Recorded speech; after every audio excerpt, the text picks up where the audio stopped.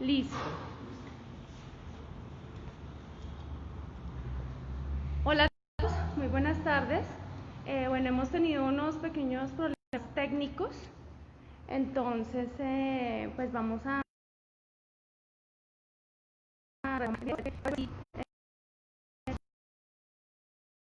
Decía, estamos con Domínguez y con Luz Pinta de la empresa Colombia Club Viajero Colombia. Bueno, qué pena con ustedes, vamos a volver a iniciar. Espero que esta vez sí todos lo podamos ver. Entonces, de la Fuerza Aérea, muy buenas tardes, capitán. Muy buenas tardes a todos nuevamente. Ojalá que esta vez la tecnología nos ayude.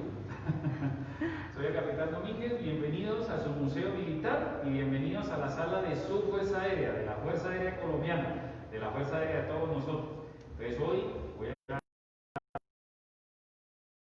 por nuestra Fuerza Aérea Colombiana. Entonces bienvenidos a esta la sala de su Fuerza Aérea. Entonces,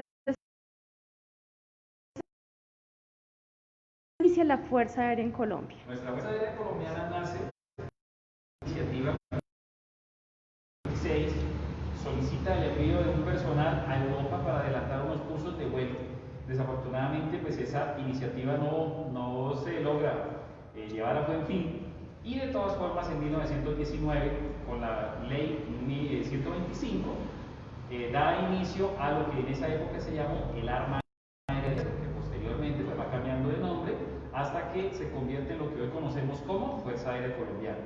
En 1921, ya empieza a funcionar una escuela de aviación en Flandes, Tolima, ¿sí? Que ahorita vamos a ver el uniforme, y arranca esa iniciativa con 11 aeronaves, 3 de entrenamiento, 3 de bombardeo y 5 de combate.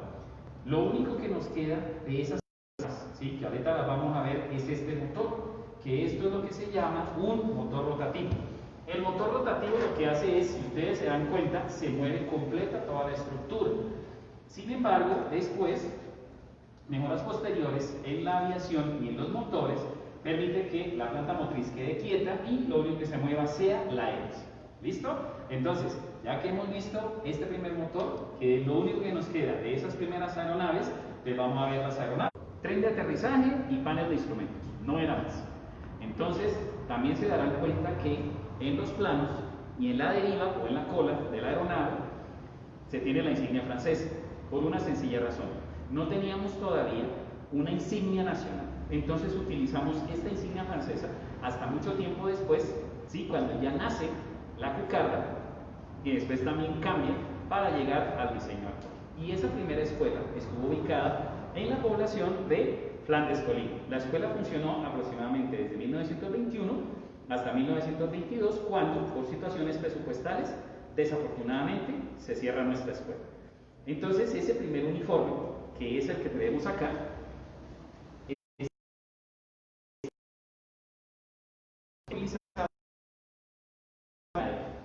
la única es que, de acuerdo a un decreto de 1920, el uniforme del Arma Aérea iba a tener unos bordes azules en el uniforme para distinguirlos de las. Además, en ese decreto especifican los insignias que iban a llevar oficiales, suboficiales, para de gala que se utilizaba cuando se hacían presentaciones de esa escuela, de esa arma aérea del ejército. Como les contaba, 1900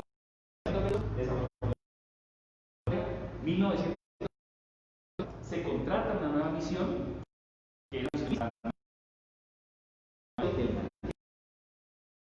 y esa escuela se traslada a la Hacienda Cerrezuela, donde hoy está ubicada la Escuela de Suboficiales de nuestra Fuerza Aérea Colombiana y el Comando Aéreo de Mantenimiento. Entonces esas primeras escuelas de Flandes se habían desarmado, se habían guardado en cajas y se llevan a... Desafortunadamente, esas aeronaves no se pudieron recuperar y, como les dije, lo único que quedó fueron esos motores, como hace un momentito. Como las aeronaves estaban hechas de tela y de madera, desafortunadamente, fuselajes, planos, todo se perdió y tocó adquirir aeronaves que fueron del tipo Wild X mediante una suscripción pública, y el teniente Benjamín Méndez Rey estaba haciendo curso de vuelo para convertirse en piloto aeronaval en los Estados Unidos. Para que protagonice ese vuelo, salen desde allá y el vuelo en esa época no era un vuelo directo, ojo, entonces tocaba hacerlo por etapas. Cuando en la etapa llegan a Panamá, desafortunadamente sufren un desperfecto, tienen que mandar a arreglar la aeronave y eso hace que el vuelo se haga un poco más largo. Al final se repara la aeronave, llegan a Barranquilla y empiezan a bajar por el río Magdalena para alcanzar la población de Girardot. Estando en Girardot, se saca la aeronave, se le pone el tren de aterrizaje de ruedas, pero desafortunadamente la aeronave sufre otro desperfecto y no pudo llegar a la sabana de Bogotá. Entonces, Benjamín Méndez Rey toma otra aeronave, una Husky, un entrenador, llega aquí a Bogotá, al aeropuerto de Techo, y culmina así su vuelo entre Nueva York y Bogotá. Entonces, si pusimos atención, nos habremos dado cuenta que las aeronaves eran de cabina abierta. Entonces, la calefacción, por decirlo así, la llevabas puesta en el uniforme, de tal suerte que este uniforme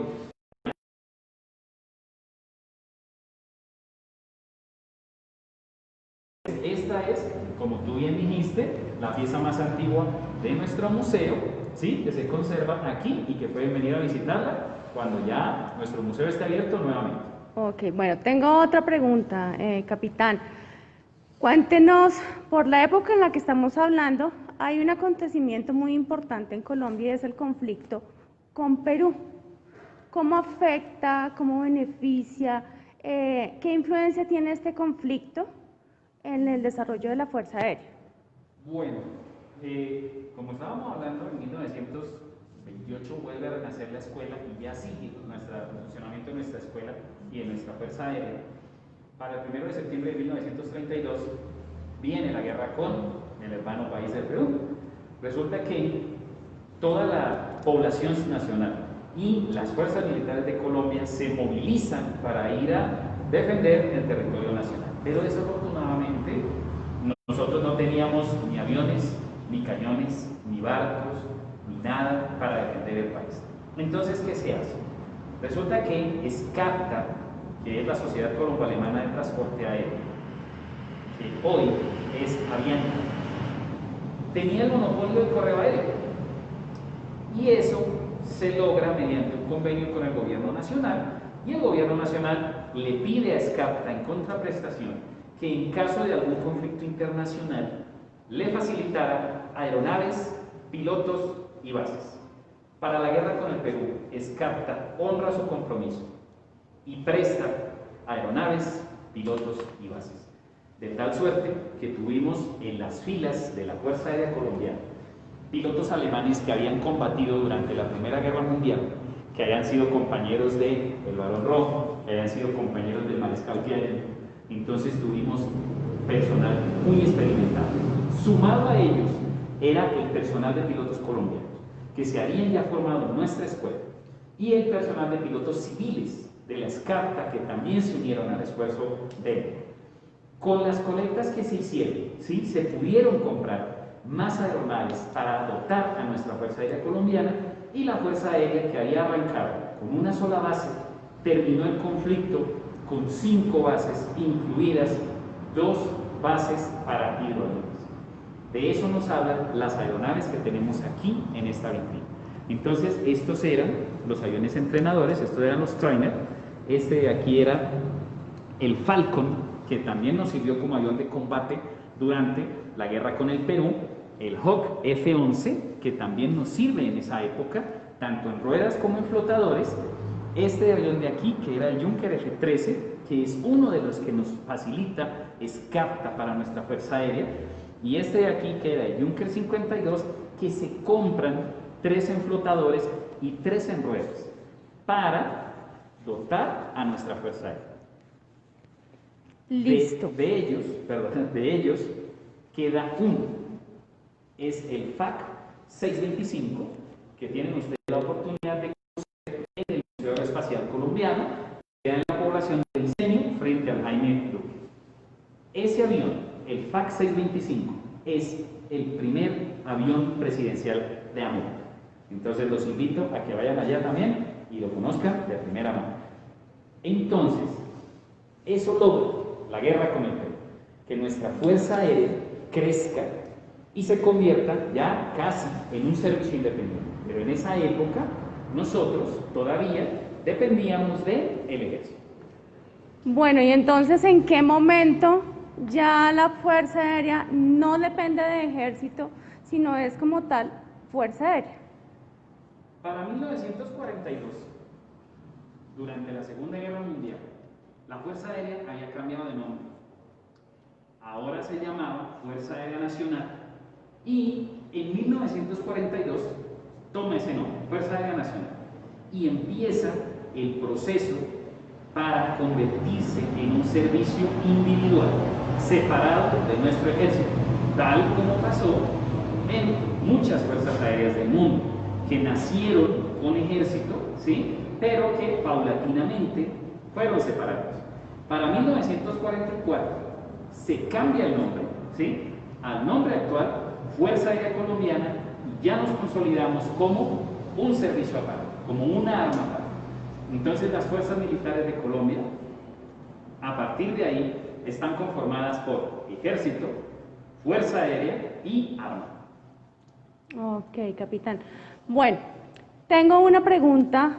También hemos hablado de una que otra persona, ¿sí? Hablamos de Forero, hablamos también del teniente Benjamín Méndez Rey. ¿Qué personajes fueron fundamentales en esta conformación de la Fuerza Aérea Colombiana? Bueno, nosotros tenemos varios pioneros en nuestra Fuerza Aérea. Aquí en la sala de la Fuerza Aérea tenemos objetos de 3 de ellos.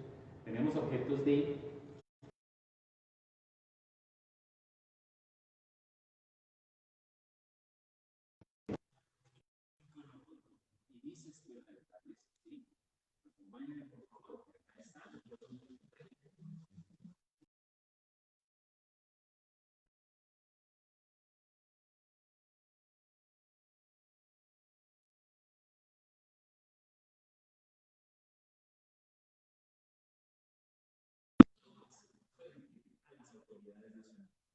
Sin embargo, muy a pesar de que se demuestra que nosotros podíamos volar, la escuela desafortunadamente se cierra. Y él pasa nuevamente a seguir volando con escala. O sea, él sigue como piloto civil. Se retira con el grado de coronel. Entonces, él es uno de los protagonistas de nuestra Fuerza Aérea de Chile.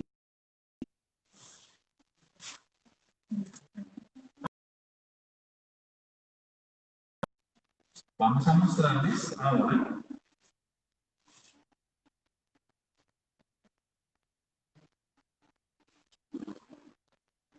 aquí tenemos algunas de las pertenencias de Forero y vamos a mirar hacia acá otro de los personajes. Sí, estos son objetos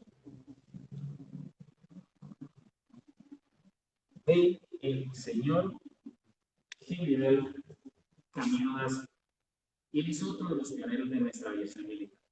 Resulta que el general Camilo Daza es también el primer colombiano en romper la barrera de sonido a bordo de un F-100 Super Sabre. También fue de los primeros pilotos militares de helicóptero que tuvo nuestra Fuerza Aérea Colombiana. También integró lo que en esa época se llamaba Empresa Colombiana de Aeródromos, que fue la responsable de construir muchos aeropuertos en el país, incluso ayuda a construir el aeropuerto El Dorado, el antiguo El Dorado, la empresa lo ayuda a construir, y pues en 1973 lo asciende la Fuerza Aérea Colombiana por sus logros, lo asciende a brigadier general de horario, y pues desafortunadamente fallece en 1975. Sin embargo, su nombre se perpetúa en el aeropuerto de Cúcuta y también en el nombre de la base aérea de Cúcuta, que se llama Brigadier General Honorario Camilo Daza. Entonces, él es otro de los personajes importantes en la historia de nuestra Fuerza Aérea. Y el otro, vamos por aquí.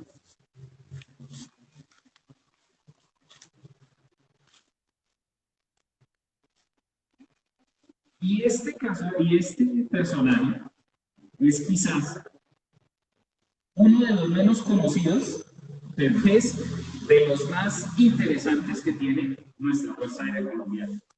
Es nada más ni nada menos que el señor coronel Rafael Valdés Tavera. El Conejo Valdés. El Conejo Valdés, exactamente.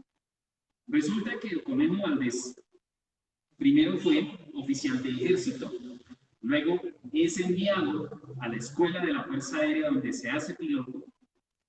Siendo piloto, integra y comanda la que se llamaba Escuadrilla Aurora, que fue la encargada de vigilar el Canal de Panamá durante la Segunda Guerra Mundial, que esa fue la participación de la Fuerza Aérea Colombiana en el esfuerzo bélico, y desafortunadamente en un accidente pierde su pierna derecha.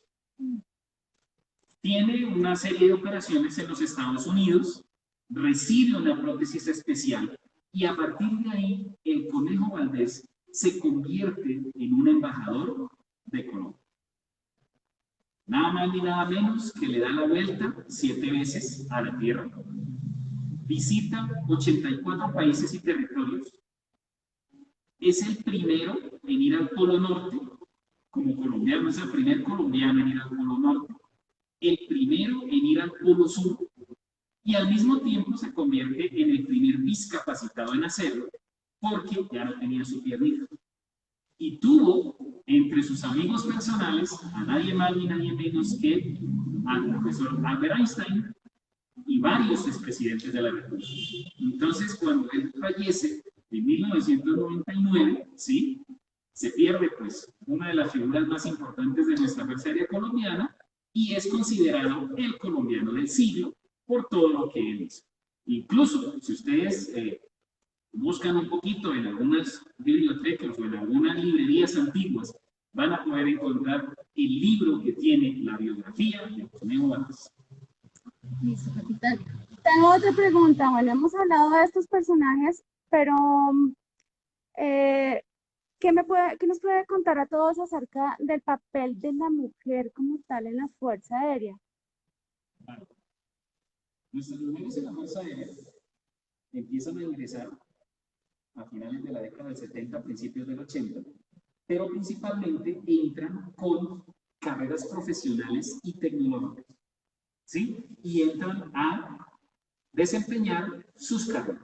O sea, son cargos administrativos En como ese tal. momento, sí. Okay. Ya en la década del 90, a finales de la década del 90, empiezan a ingresar las primeras niñas bachilleres para convertirse en pilotos militares. Los primeros que han dado el primer paso para integrar mujeres en las filas fue la Policía Nacional. Posteriormente lo hace Armada Nacional y Fuerza Aérea Colombiana, ¿sí? Y los últimos en hacerlo fueron los hermanos del Ejército Nacional. Entonces, esas primeras niñas que llegan a la escuela, que forman ese primer curso, en este momento ya son señoras, tenientes coroneles, pilotos, la mayor parte de ellos, que son tripulantes de Casa 212, Casa 235, Casa 295, aeronaves de inteligencia. Las que las siguieron a ellas, ¿sí?, son pilotos de Super Tucano, son pilotos de helicóptero. Ustedes de pronto han visto en las noticias una tripulación femenina completa en un helicóptero UH-60 que hace evacuaciones aeromédicas. Entonces, el papel de la mujer en Fuerza Aérea es muy importante, sobre todo porque ellas llegaron a ganar ese espacio y le demuestran a las niñas del colegio, a las chicas que quieren de pronto ingresar a nuestra Fuerza Aérea Colombiana, que es posible. En nuestra fuerza hay un espacio y hay un campo que conquistar. Incluso en este momento hay señoritas que integran la jefatura de defensa de bases aéreas, que ese era un papel netamente masculino. Ahora ellas lo están integrando. Incluso hay suboficiales, mujeres, que son tiradoras escogidas de plataforma y también que pertenecen a las fuerzas especiales de la Fuerza Aérea. Entonces, han llegado a conquistar un espacio, ¿sí?, que antes era exclusivamente de los hombres y lo han conquistado bastante bien. Okay. Bueno, muchísimas gracias, capitán. Tengo otra inquietud. Ya pasa 1945, retomando esta historia. Bueno, ¿cuáles son esas aeronaves como tal que empieza a adquirir la Fuerza Aérea? Digamos que no solamente a nivel de aviones como tal, ya sea para transportar tripulación de combate, sino a qué le empieza a apuntar la Fuerza Aérea, a qué tecnología le empieza a apuntar desde esa época. Segunda Guerra Mundial, empezamos a pensar en pues, fortalecer nuestra fuerza aérea. Entonces, inicialmente empiezan a llegar pues, aeronaves que habían estado en servicio en la Segunda Guerra Mundial, ¿sí? Y empiezan a integrar nuestra Fuerza Aérea Colombiana y estuvieron trabajando hasta la entrada de la década de los 60. Posteriormente, cuando llega la aviación jet aquí a Colombia, primero llegan los jets militares y luego llegan los jets civiles. Y eso fue gracias a otro personaje de nuestra Fuerza Aérea Colombiana, que es mi general Alberto Paulas. Resulta que cuando llegan esos jets, la Fuerza Aérea da el paso adelante, ¿sí? En ese campo tecnológico de la llegada de los jets a Colombia y también empiezan a llegar los helicópteros. Y el helicóptero básicamente para exploración, para hacer reconocimiento, para hacer transporte y para hacer apoyo a las tropas que estaban en tierra combatiendo a esos primeros grupos insurgentes. Ya para la década del 70, la aviación sónica, Colombia M5 nuevos de fábrica, los adquirimos en Francia y ellos terminan volando con nosotros hasta el 2010, volaron 38 años interrumpidos, muy buenos resultados, y a partir de ahí pues llegan más aeronaves de otras nacionalidades, porque empezamos a adquirir aeronaves en España, empezamos a adquirir aeronaves en el Brasil, y las aeronaves de Israel, que son los Kafir, que en este momento se constituyen en la punta de lanza de la aviación nacional. Ahora, nuestra industria aeronáutica nos permite también desarrollar nuestra propia aeronave. Entonces estamos desarrollando el T-90 Calima, ¿sí? Que es una aeronave de entrenamiento básico y avanzado que se fabrica en las instalaciones del Comando Aéreo de Mantenimiento en Madrid, Cundinamarca, de las que ya tenemos 25 ejemplares y están todos operando en la Escuela de Oficiales Marco Fidel Suárez en Cali. Entonces, hemos ido avanzando, ¿sí? Despacio, porque en aviación todo hay que irlo haciendo pausadamente para evitar de pronto que en el apresurarnos vayamos a cometer errores.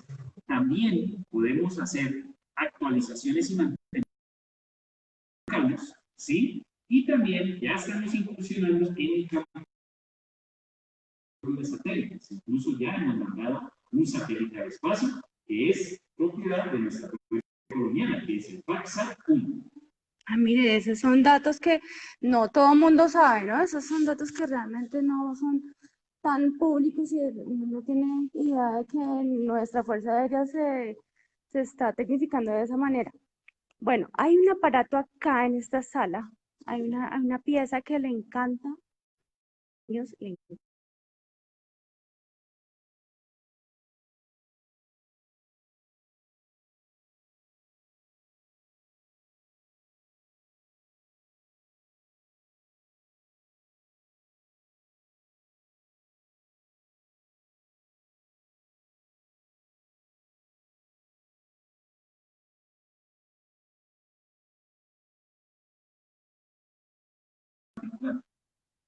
Primero, tú aprendías a volar en planeador, ¿sí? Y después, tú vuelas en simulador. Entonces, en este simulador,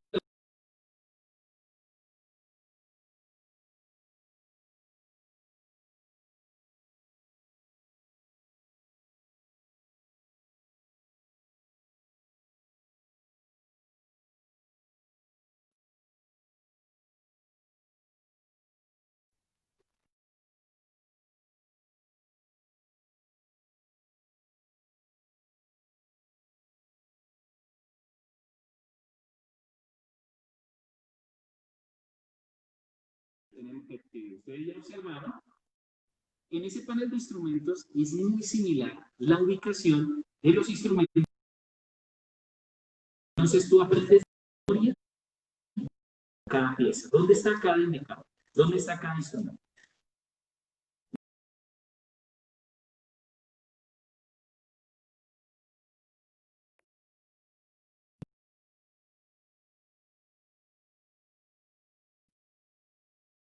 Entonces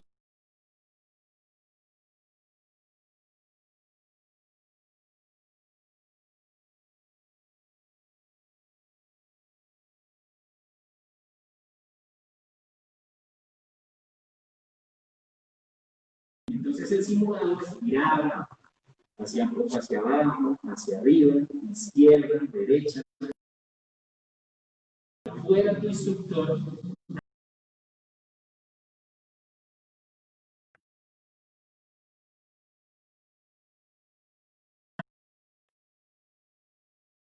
y yo como instructor generaba las condiciones del juego para que el alumno resolviera esa situación. Ahora, lo interesante de este simulador es que es de doble propósito. Si se dieron cuenta, aquí arriba está la cubierta de desarme, y esa cubierta de desarme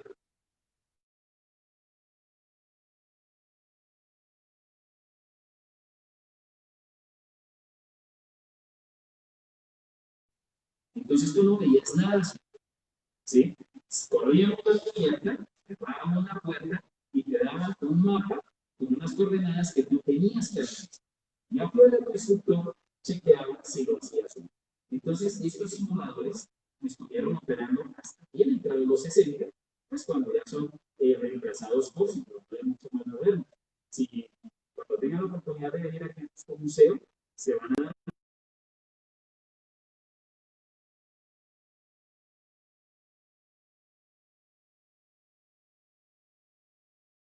y por muchas generaciones de nosotros podemos pasar en cuenta. Bueno, y para finalizar, hay también acá una pieza que también es de mucho interés para los niños, sobre todo.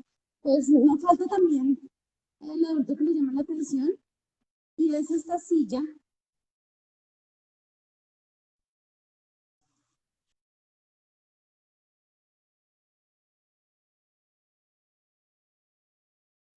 Ellos utilizan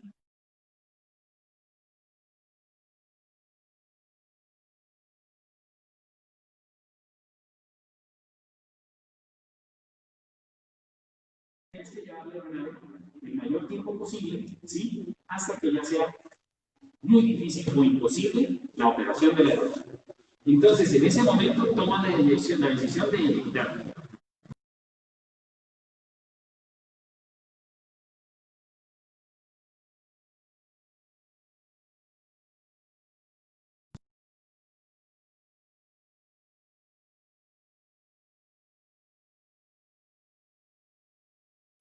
En términos castizos, sí decir, paracaídas.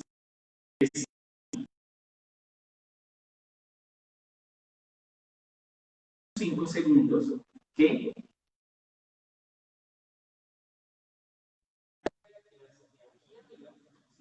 o puede activarse de este anillo de aquí. Generalmente, las sillas tienen un seguro que está ubicado aquí o está ubicado acá atrás, que se retira cuando tú vas a despegar en la aeronave de combate. Y cuando aterrizas,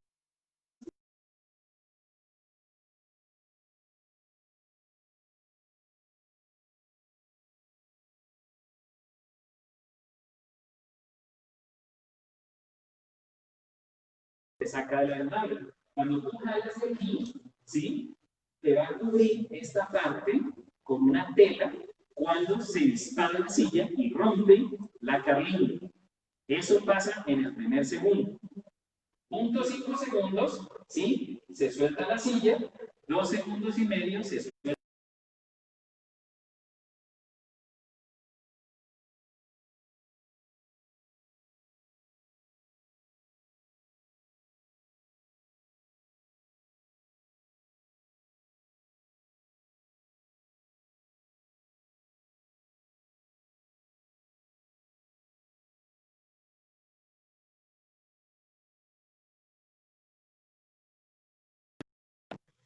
¿Sí? Y si no sabes caer bien, ¿sí? Si no haces la caída bien, frenas bien tu caída con el paracaídas, es posible que te rompas el tobillo, rodilla, cadera, espalda, cuello o cabeza. Eso es lo menos malo que puede pasar. No, pero pues así que hay que ver eso.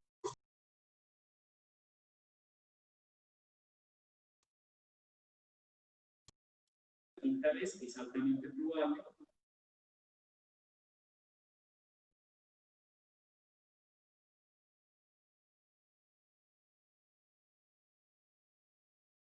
salvar la vida de lo más importante a bordo de la aeronave, que es el piloto. Bueno, capitán, pues muchísimas gracias. La verdad, creo que todos hemos aprendido mucho.